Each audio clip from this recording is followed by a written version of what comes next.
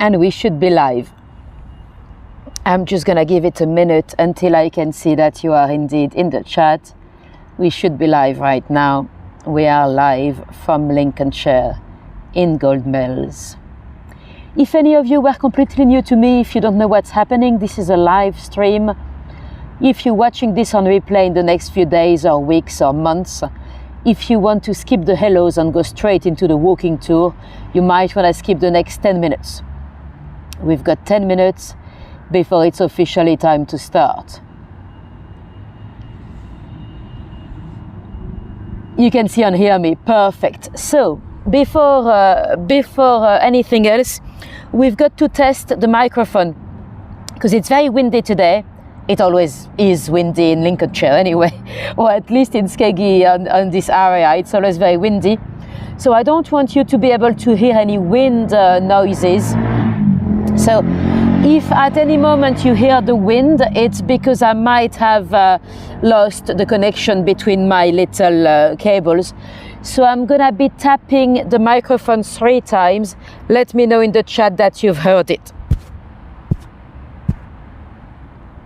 You should have heard the tapping, let me know.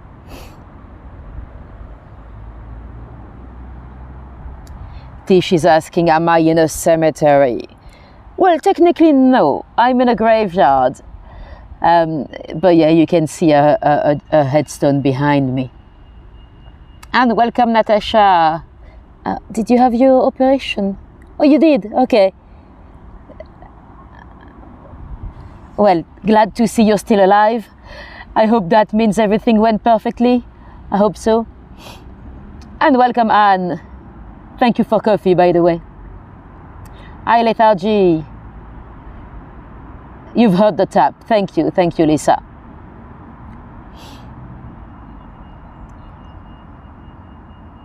So we've got, let me check. We have got 7 minutes exactly before to start. So yeah, I'm in a graveyard. Some of you might know because we've explained the difference before in some of my tours. A graveyard is usually an older burial ground surrounding a little parish church. When in a cemetery, well, a cemetery, it's a purpose-built burial ground. You'd still have a chapel or even sometimes 2 in the cemeteries, but those chapels are not a proper place of worship. So I'm in a graveyard, the graveyard of a little church. And welcome anyone that just joined. We still have a few minutes before to start. As you can probably tell, I've got my big rucksack because I was here for the weekend. It's the 4th time this season that I come in Skegness area. It is the last one though. I'm not coming back until, well, probably next year, same time of the year. And welcome, Cynthia. And welcome, Philippa. You've heard the tap, perfect. Thanks for letting me know.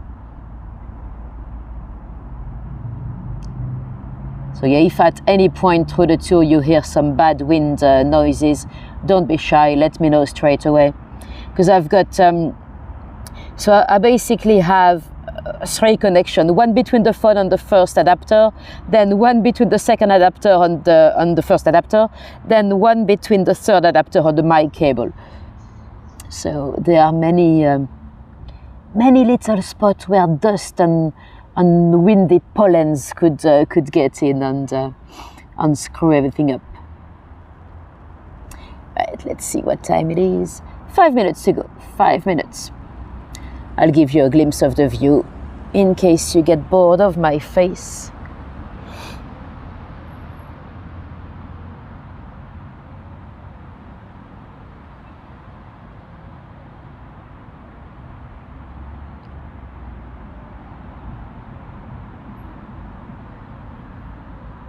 Yeah, complicated, because I don't really want to use a Bluetooth microphone because, well, I don't know, I'm old style. I like cables.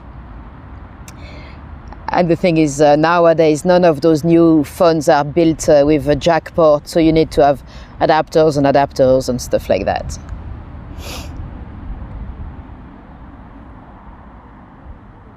And welcome, Trista. Nice to see you here.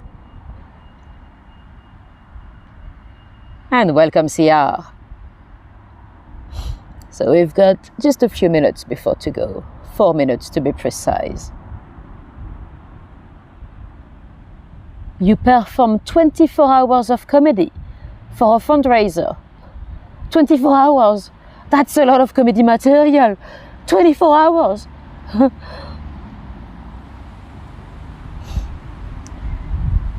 Right, let me flip this camera around.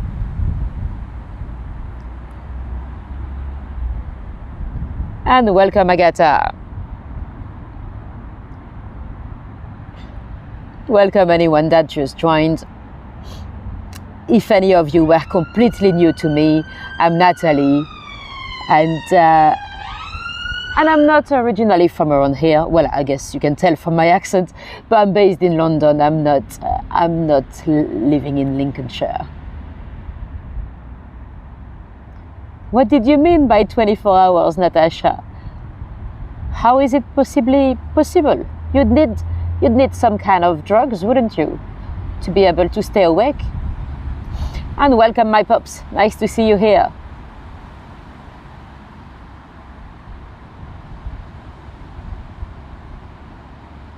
Okay, interesting.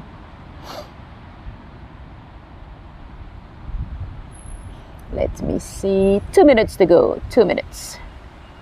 I'm gonna gracefully stand up and remove the grass from my bum bum. There we go.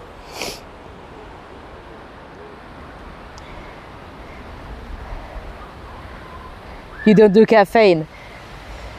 Good, I suppose.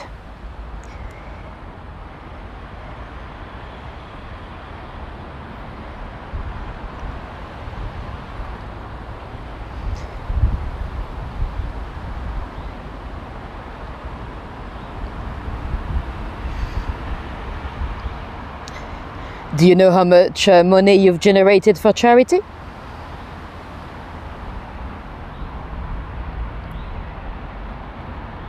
Was it with a live audience or was it online? I don't know if an audience would stay for 24 hours. And Tariq is here. Welcome, Tariq. Let me see what I've missed.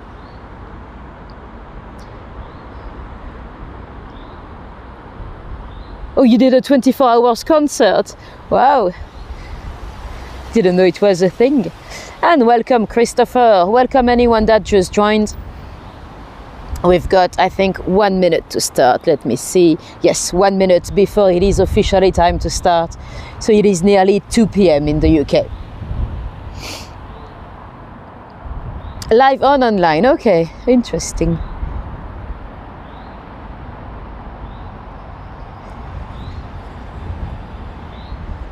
Right, I think it's probably time to go.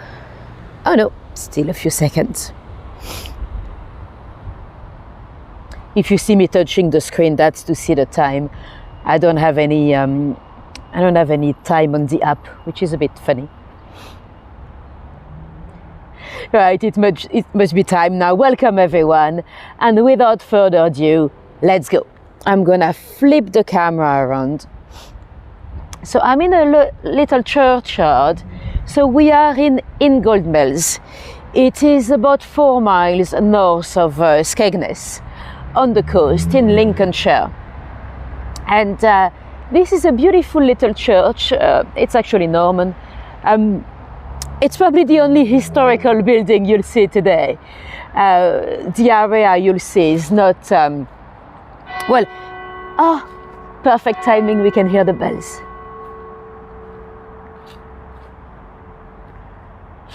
Oh, I think that's it, only 2. Yeah, a lot of buildings around here are not that old. They used to be a medieval village, and we even found some Roman artifacts and stuff. But the thing is, that village is now underwater. It's, I think it's about 1 mile or 2 off the coast. So there's hardly anything very old to see around here, apart from this beautiful church, the Church of I think it's called St. Peter's and St. Paul's. So beautiful building. It is actually grade 1 listed. officially the first service was in, I think it's 1205, but there's some evidence that it's actually even older than that. There probably already was a church around here in, maybe in Saxon times. Anyway, it's a beautiful little church, like many across the country, with its little graveyard, with some war graves around here. But the reason I started here, it's not really because of the graveyard. It's because there's a very interesting little mystery that goes along with an interesting legend, at least. Let me show you. See this palm tree? Nobody actually knows how it ended up there. So that's an interesting thing. According to everyone, nobody's ever planted it. Let's get a bit closer to show you the palm tree. It's quite old. It would have been here for at least 150 years, but nobody knows why and how and who would have planted it. According to architects, it should be removed anyway for the structure, because it's very close to the walls. And well, of course, when you have a mystery, you often have little legends that go along with it. Let me show you from this angle. So you see, it's really odd. It's very close to the porch, and well, it's quite odd to have anyway a palm tree in this area. And oh yes, and there are some graves for the sailors. There are also some people that died in a flood around here in 1953. Every year there's a service for them I think it's in January, because there was a horrible flood that affected a lot of the East Coast, but it was particularly deadly here in Ingoldmells. I think 17 died in the city. But anyway, we might talk about flooding again later on. For now, let me tell you about the mystery. So, yeah, nobody knows who planted the palm tree, but there's a little story that might or might not be true associated with it. Apparently, in early Victorian times, there was a landowner in the area that had a bit of money, of course, and a beautiful daughter, Charlotte. It is said that Charlotte fell in love with a young orphan, Jonah Thorpe. He was a servant. He worked for the landowner. And I'm just gonna go over the fence here, so bear with me 1 second. Oops. There we go, done. And so yeah, he worked for the family, and of course they were not allowed to see one another because of the class system, you know. And they used to meet at night in the churchyard, you know, by the porch. Apparently they were planning to elope. And it is said that one night the landowner walked past when he spotted those two silhouettes in the graveyard. So of course he went to investigate, because, you know, it could have been church robbers or even grave diggers, you know, body snatchers. That might have wanted to unbury a body that had been newly buried. You know, very often the body snatchers, they worked with the grave diggers, or sometimes they were grave diggers. So anyway, he went to investigate, and it was not body snatchers. It was the young couple, his daughter and Jonah. They were courting, let's say. Well, I don't know what exactly they were doing. They might have been cottaging, but anyway, they were very friendly to one another by the porch. So of course, the landowner was furious. He banned Jonah, so Jonah lost his job, and he was never seen again. He was not allowed to enter the area anyway. It is said that he sent a lot of letters to young Charlotte, but of course her dad would bin them, so she never had any news from her lover after that. And it is said that Jonah, unable to work again in the area, he went to sea. He took a job as a sailor and he went to sea, and apparently he would have died in the Fijis in a shipwreck. And that was it, sadly. And then, of course, Charlotte never gave up. She waited for him for many years, and she never married. Well, I say many years. We think she would have been about 21 at the time, and about 6 years later, she died of a broken heart, it is said. Apparently, every night she'd come to the church, hoping that maybe Jonah would reappear, but he never did. So it is said she died of a broken heart, and she was buried in that area of the graveyard. And then, magically, the palm tree appeared, and apparently some of the sailors came back.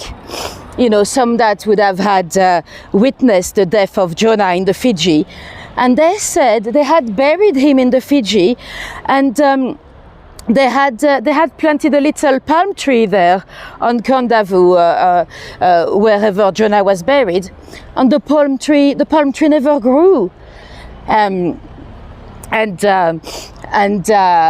Yes, so that's a little bit of magic there, really.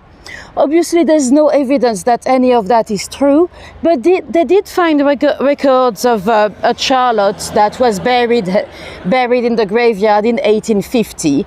Her dad was listed as a farmer, so farmers, you know, sometimes could have a lot of land.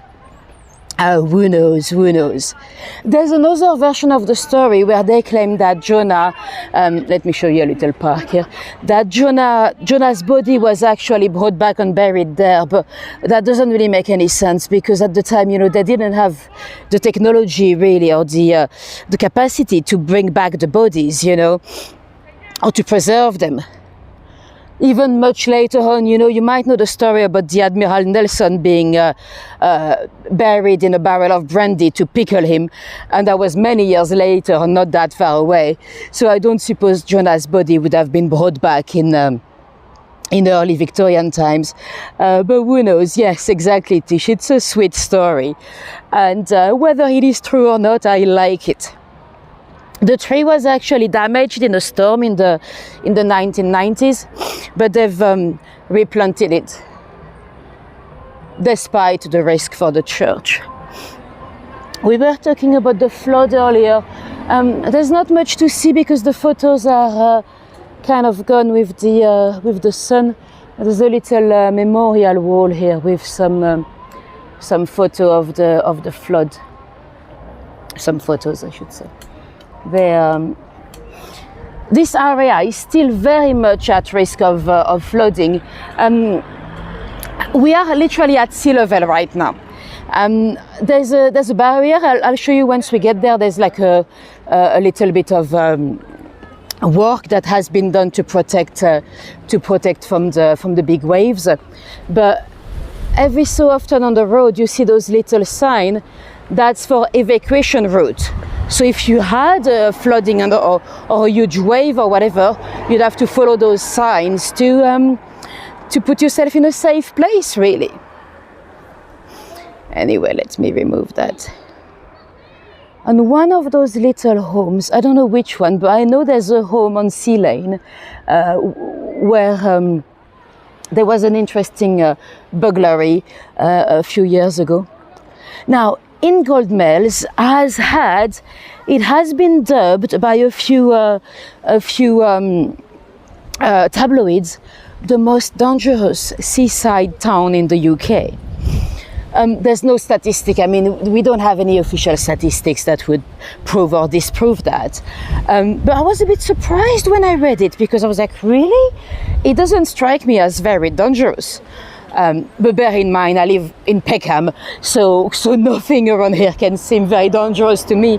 But anyway, I did check the news articles, and yes, there have been quite a few murders or stabbings and stuff like that.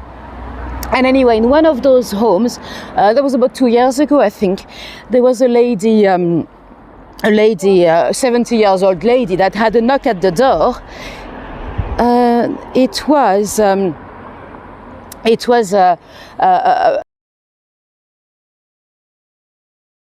asked if she would. There was no toilets around here. She was desperate for a wee, and because she was pregnant, of course, the old lady said, "Yeah, sure, I'll show you where to go." So she went upstairs to the loo. When eventually the lady spotted her in a different room, so she's not even in the toilets anymore, and she was throwing down items of value to an accomplice in the garden. So she was clearly not a pregnant lady, she was a burglar. So yeah, so that's the type of burglary you get around here, really. There's been quite a few, actually. So apparently we don't have many, but in the summer it goes up to 90,000 with all those caravans and holiday homes, and a lot of people. You have a lot of murders, but really they're more like drunken violence, you know, that end up badly. I love those giraffes. I'm not too sure what they're made of. It looks like some kind of a, I don't know, some kind of a shell or very interesting. And it's amazing that they're still standing, because this area is very, very windy. It's I've been coming here for years for work, but I've never actually swam here because it's just too windy. It's even when the weather is nice, it's windy, so you cannot really enjoy the beach that much. Right, guys, I've not had anything in the chat for a while. Let me know. Oh. Okay, good, perfect. Sorry, I guess the story was just interesting. Ronnie just said love them. I was starting to be a bit worried that I might have lost the chat again, but no, that's good. I can see you're still here. Anyway, you can see some rides down there. That is Fantasy Island. So, you know, I mean, this place is very touristy. It's very much of a family resort, you know. And people love it. I have to say, I don't. I mean, it's really not a place I'd come for a week holiday. But a lot of people absolutely love it. A lot of people have a caravan here. So those caravans, they are most of them here. I don't even know if there are any residential parks here. Most of them are holiday parks.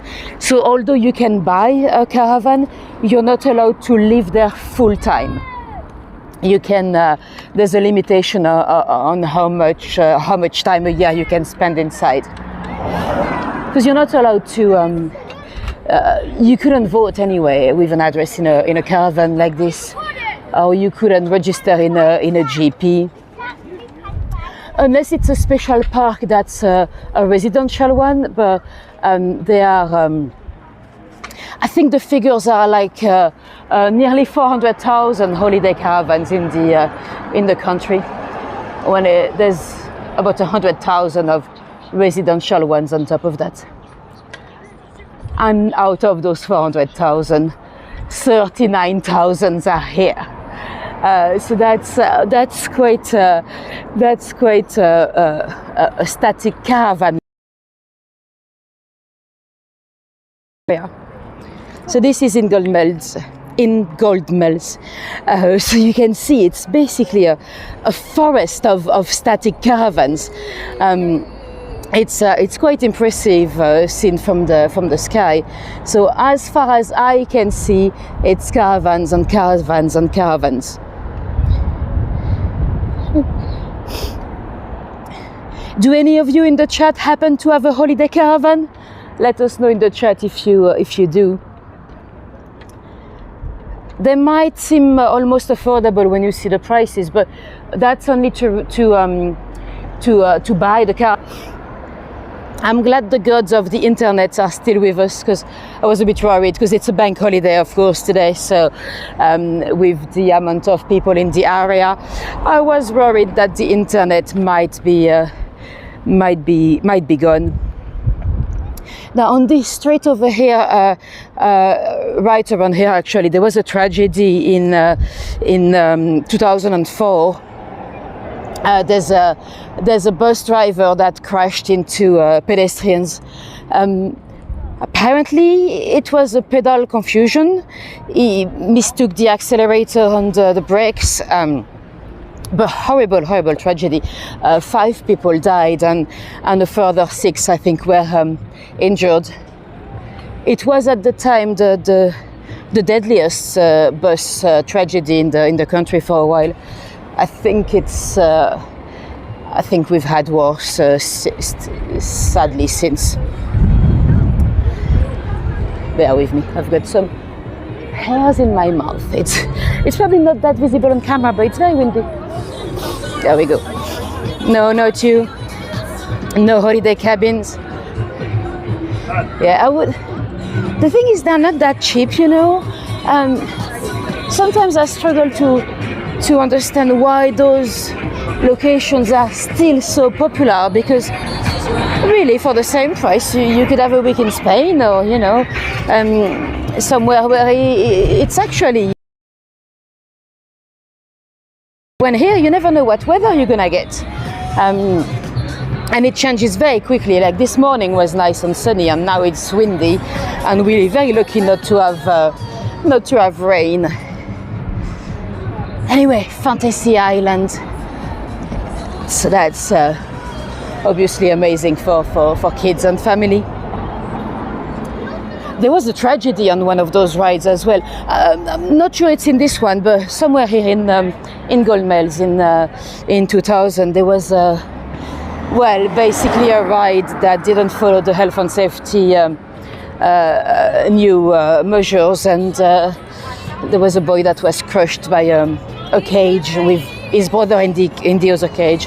So quite sad, really. Apologies, I keep mentioning some very sad stories, but those are the stories that make it into the news. You never open the Skegness Standard and have a love story. Margaret met Robert and they fell in love and they married in Ingoldmells.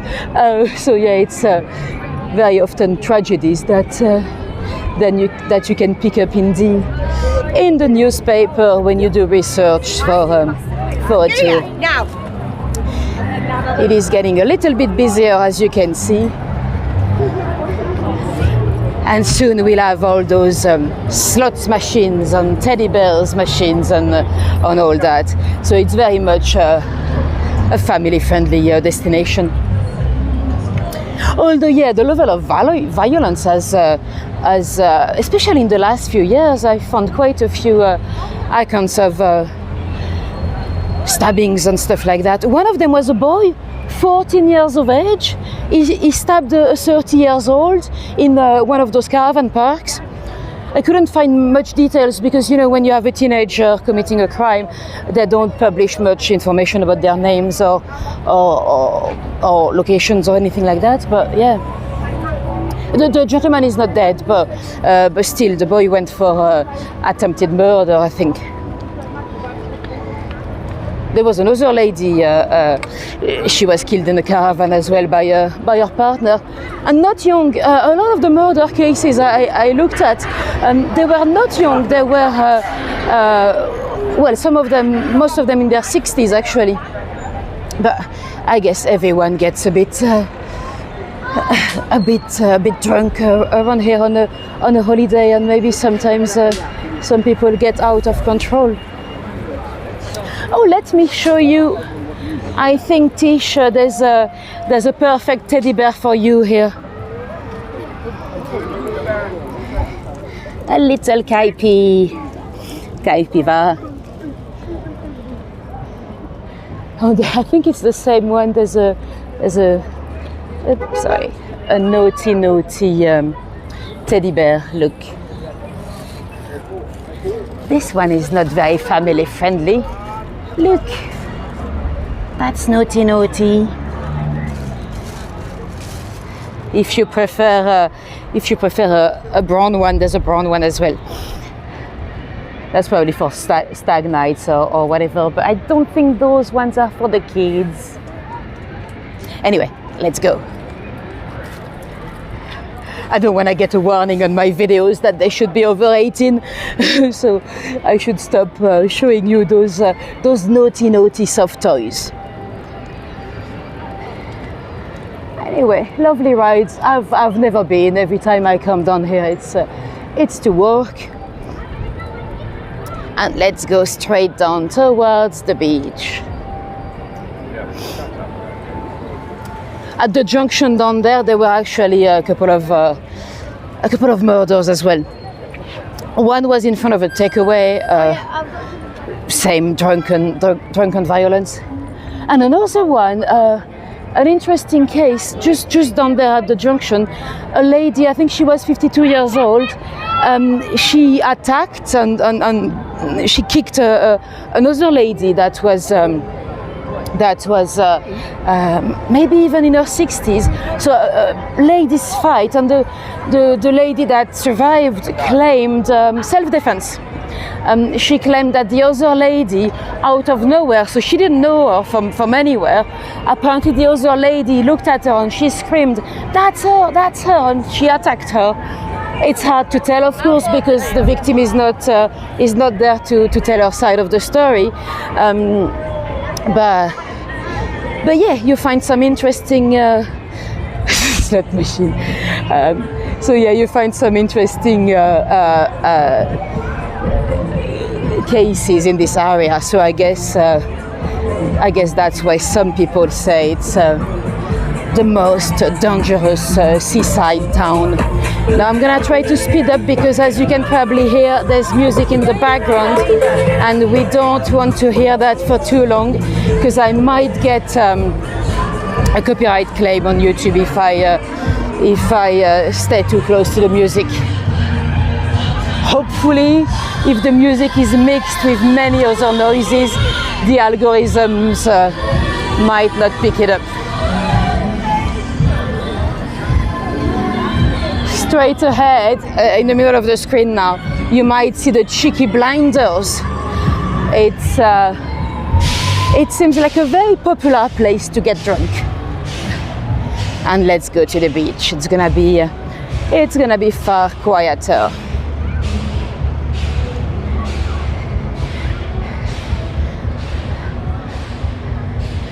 So yeah, this is the junction where you had a couple of incidents.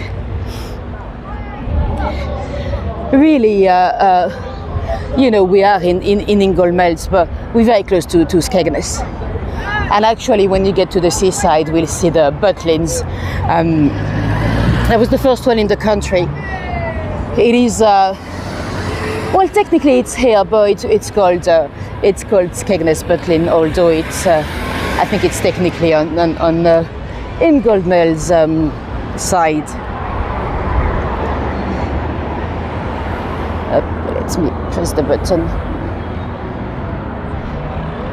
You do find a lot of places with some fairly cheap alcohol around here. Not sure that helps with the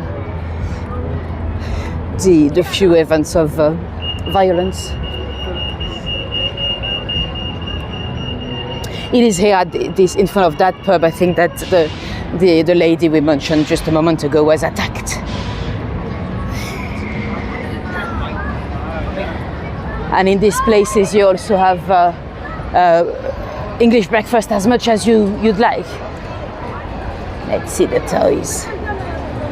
And a lot of those machines.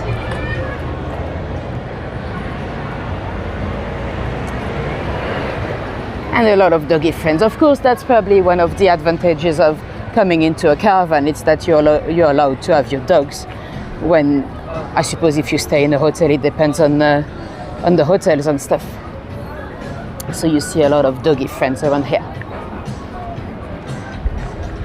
And music again, so I'm gonna try to go straight down to the beach. I did expect it actually when I walked my route a few hours ago. I was like, oh, that's nice and quiet, no music. But I had a feeling there were gonna be a lot of establishment playing music in the background in the afternoon.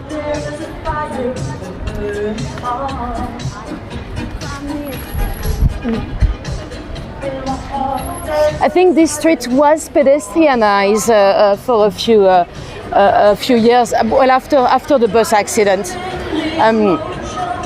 So the bus accident we mentioned earlier, the driver was jailed for 5 years because of dangerous driving, really. And after a while, they had this street pedestrianized, but that didn't work, so they brought back the traffic.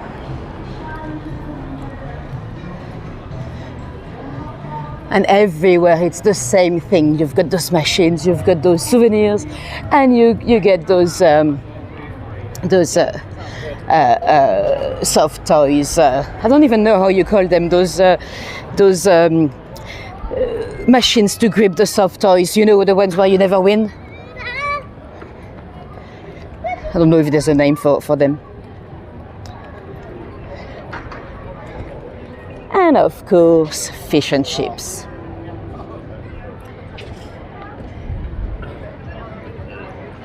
Fish and chips is, of course, almost known as the most British meal ever. It really isn't.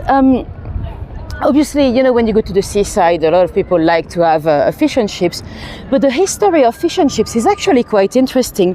What happened is the fish fried this way with vinegar added on top, that's actually from the Jewish community. They used to do that because of the Shabbat and on a Saturday, you know, so they couldn't cook. So they'd fry the fish the day before. And the chips, well, whether it's the French or the Belgium, we're fighting for it. Personally, I think it's the French.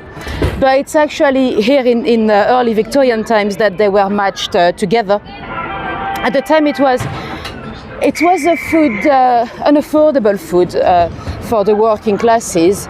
And what happened is that through the Second World War, you know, obviously everything was rationed. You didn't have much vegetables, much meat, much of anything really. But the government tried really hard to maintain a steady supply of fish to be able not to ration the fish and chips, to keep the good morale of the troops, the good morale of British people, the good morale of everyone really.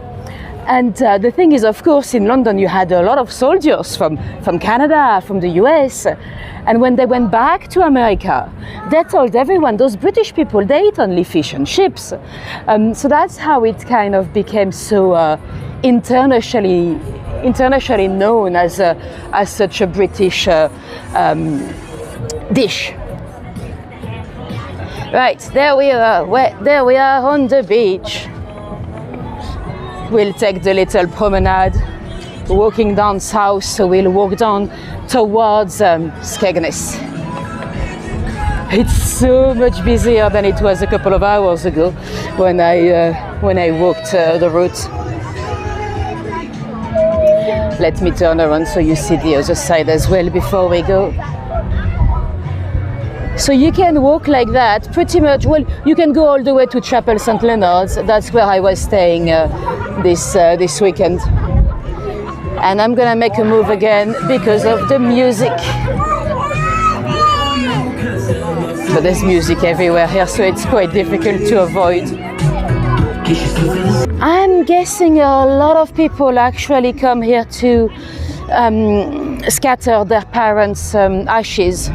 Because when you see those little, you see a lot of those little love locks, and some of them are love locks, some of them are actually, eternal love really for people that passed away. I didn't really realize until I looked at those locks a bit close up earlier, and a lot of them are actually a little memorial for their dead parents. So you can see really how many people absolutely love that place. If they ask their loved ones to come and scatter their ashes around here, it's that they probably have so much fond memories of the place. I looked it up earlier. I think it is quite a thing. I even found a website where they almost recommended Gibraltar Point. It's a bit further south to come and scatter the people's ashes. I think in theory in the UK you're meant to ask permission to the local authorities, but I think really no one is gonna stop you, you know. But yeah, it's interesting. I never actually realized before today that you can have those locks for departed loved ones rather than love locks. There are a few love locks as well. Look, this one is a love lock. Tez and Tash. So yeah, there's a bit of both. And you can see some of them have been here for a while, but I guess you're so close to the ocean that they very quickly get a bit rusty. Oh, yeah, some of them are a bit sad. Anyway, let's make a move. Let's go towards Butlins. Now you can see we'll see some of those caravans in a moment. So you can see the sea levels here, and here there's a bit of like a promenade, but it's also a fortification to protect the caravans on the other side, because a lot of Lincolnshire is actually on sea level, if not below. So it's very prone to floodings, literally. So see, that's the top of the caravans we see right here. So they are literally at sea levels, and oh, so you call it a claw machine, yeah. Yeah, it might be a claw machine over here as well. I just have never heard a term for it, but I'm sure there's a name. Although I don't think I can think of a name in French either. So I don't know, maybe there is no name. Anyway, talking about someone with no name. There's, of course, like in many areas in Europe, we've got a bit of local folklore, and there's a local spirit that's called Tidimman without a name. I don't know why he's called without a name, because he's got a name. It's Tidimman, but I suppose Tidimman would have translated into tiny men in local dialect or Norse language or whatever it may be. But you know, of course, back in the day, a lot of Lincolnshire was marshland, and a crane grabber. Oh yes, that could, yeah, because technically it is some kind of a crane and it does grab. Okay, I've not heard it either, but yeah, that sounds more like it to me. Crane grabber, yeah. I'm trying to stay away from those machines, because as much as I've never really been a player in terms of casino or scratch cards or whatever, I kind of like those machines, although you never win. Anyway, so you can see, so yeah, the caravans are literally right here at sea levels. And yeah, so back in the day, this area was very wet, of course. And the marshland, or the fens, that was very much feared, you know, because people would drown. But you know, back in the day, people, especially ladies, would drown very easily, because they had, you know, those very thick, heavy Tudor dresses, or you know, those with these thick materials. If you just, I don't know, you're just doing the laundry and you fall and you end up in the fens, in the marshland, it's very easy to drown. So people were a bit scared of the marshland anyway. And at the time of Charles I, they decided to drain it.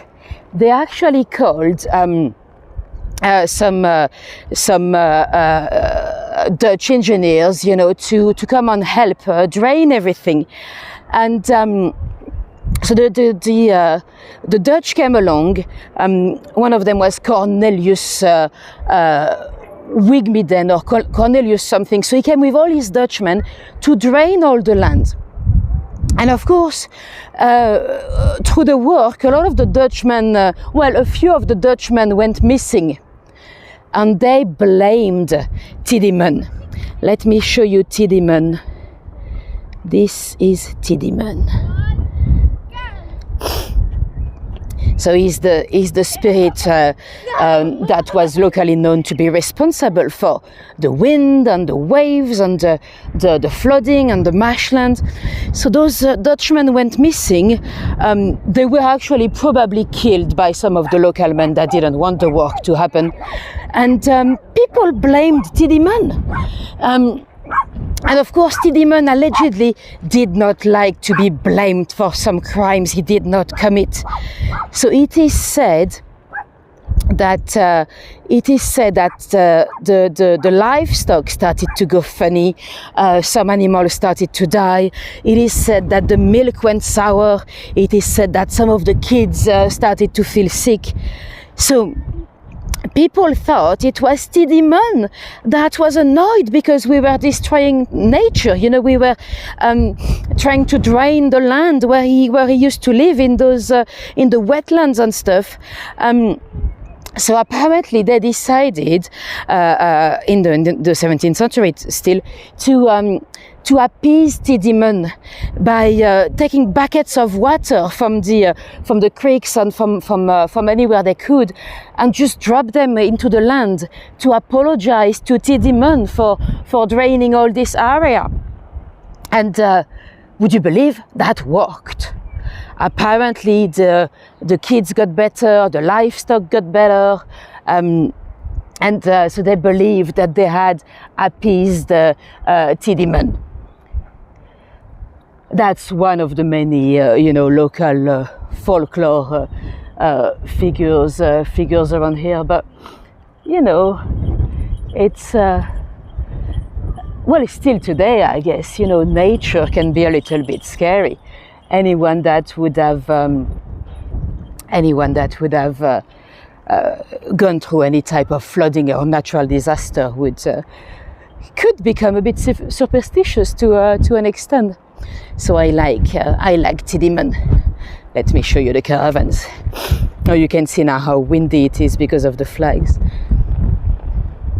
So hundreds and hundreds of caravans as far as I can see.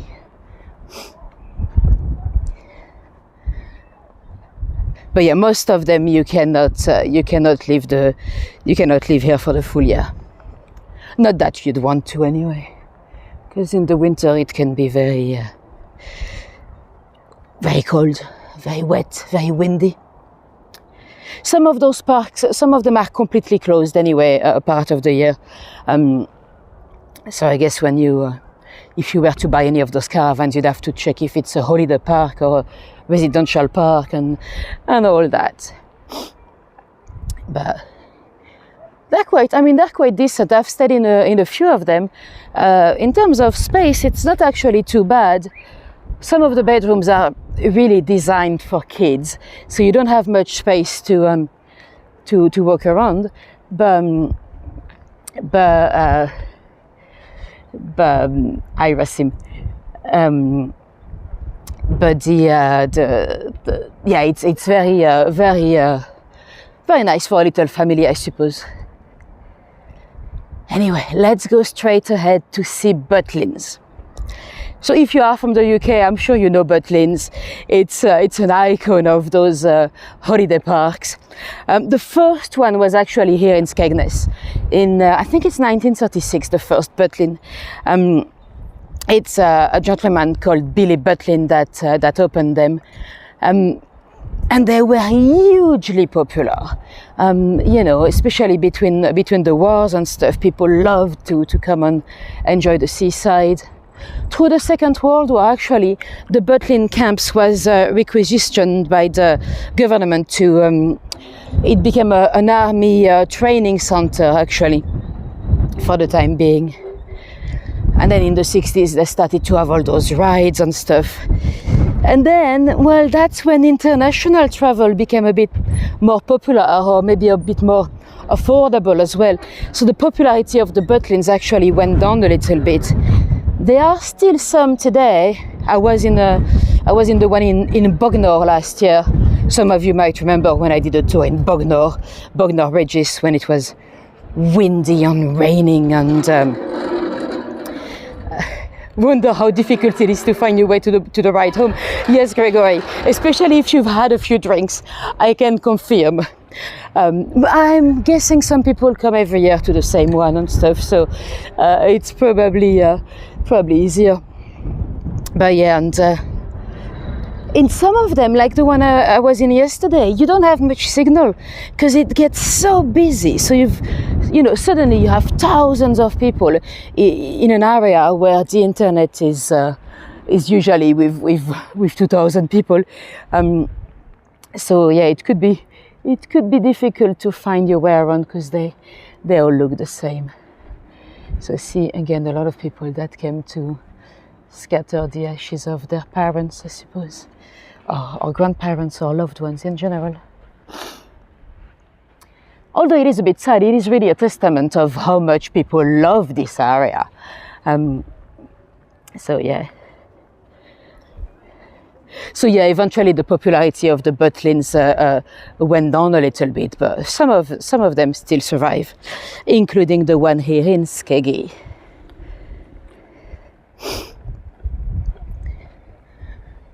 Some of those caravans look very much like home, like homes. I mean, not my home. But see this? Excuse my finger, but this little bit that's covered, and usually on the cheap ones, you see all the.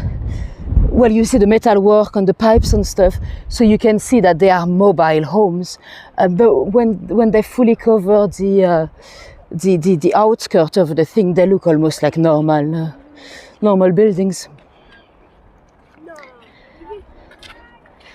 I don't think I will ever invest in a static caravan, but well, I suppose, when you have kids and stuff, and or if you are a grandparent, and then you can invite the full family and have the kids over for the holidays and the cousins and stuff, it's probably nice to an extent, but yeah, not my ideal holiday.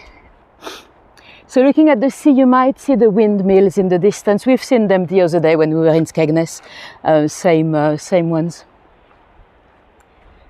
And you know what? There's a monster, a bit like Nessie. And actually, I think it came up at the same period as Nessie. Apparently, there are some people, especially in the 60s, that have witnessed some kind of a weird animal swimming in the distance. Here in this area, as well as Skegness and Chapel St. Leonard's, so those 3 different towns right next to one another. To this day, we still don't know what it was, and there were quite a few eyewitnesses, so there must have been something. Whether it is just a collection of birds with maybe a few sea ducks that were synchronized into one shape, or we don't know, but there have been quite a few sightings, so we don't know. There might be a Skegness monster. That's what the press called it, the Skegness monster. But as far as I know, there's not been any sightings any time in the last few years. Oh, glad you could make it, Linda. And yeah, it's great that on YouTube you can always catch up at the beginning, if you miss anything. Apologies for doing this one so early for those of you in the US, but I've got a train to catch. I've got to get back to London.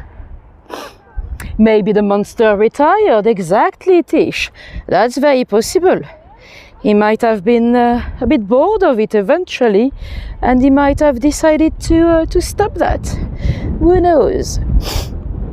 So in the distance you see those this kind of huge gazebo, or I don't know how you call it. That's Butlins. And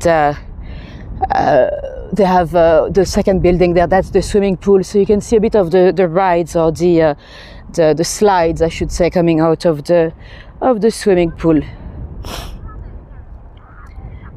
And let me show you the sea again. Oh, apparently there was I vaguely I saw an article this morning that was very vague, so I don't think there are much details yet. But apparently there was a gentleman that ran here yesterday, a man 60 years of age. It is said, the article didn't have much details, but apparently he leaped into the sea to rescue some kids that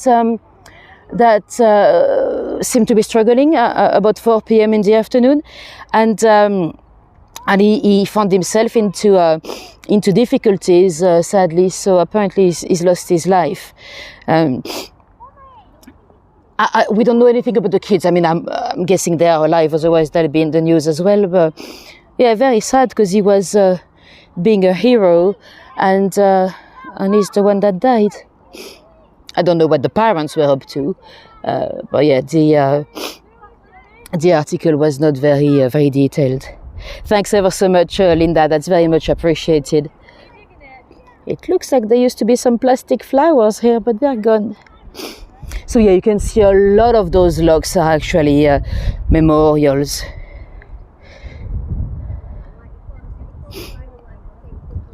Yeah, I know, Natasha.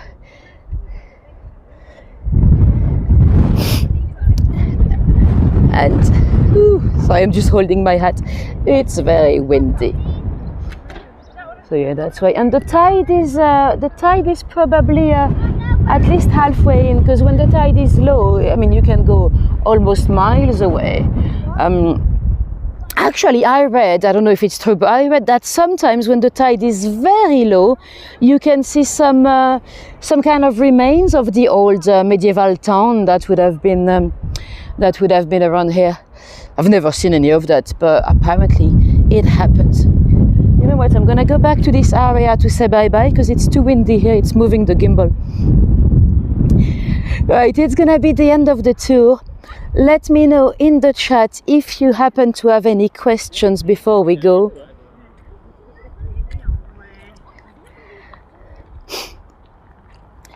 Thank you for joining me again. It's always a pleasure to have you along. That was actually a fairly relaxing one, because I didn't have that many stories to tell you. You know, sometimes doing those tours I do so much research and I forget to tell you half of the stories I've learned about. I think my worst one was in, when we went to Kingston upon Thames. I think I skipped like 4 murders or something. So it's actually quite relaxing when I don't have much to say, because at least I don't forget to say anything. Thank you. Glad you liked it, Natasha. Glad you liked it, Pisas and Ronnie and Tish and everyone. If you want to see a bit more of me, I think I've not scheduled it yet, but I think next week we're heading back to Brompton Cemetery. So keep an eye on my channel. If any of you were new to me, if you've not subscribed yet, make sure you do that, because that's the best way to make sure you don't miss out on any of the live streams, because they're quite easy to miss if you don't subscribe. You end up watching the replay, you know. And I'll be scheduling Marseille as well. So, you know, I'm taking you to the French Riviera. We've got Saint-Tropez, although the date is changing, and I'll take you to Marseille as well. So look out for that. And then after that, I'm not going anywhere. So the rest of the summer is gonna be London, because I'll be working every single day in London. So no more exciting abroad locations or anything like that. Well, at least not for a few months. Oh, sorry, I've missed this one. Oh, I should do Blackpool. Yeah, maybe one day. I have been there a few years ago. That was interesting. Big night out, actually. Cool. Let me know if you have any questions before we go. If not, thank you very much for coming today. Hopefully I'll see some of you in Brompton Cemetery. And if not, I'll see you on the French Riviera. Although, well, I might do another one in London before to take you to France. I'm only going to France on the 16th of June, so we might have time for one more. Cool. Thank you guys. Have a great evening, a great morning, a great lunch, a good night, whatever time it is for you, wherever you are in the world. And I'll see you soon. Bye bye.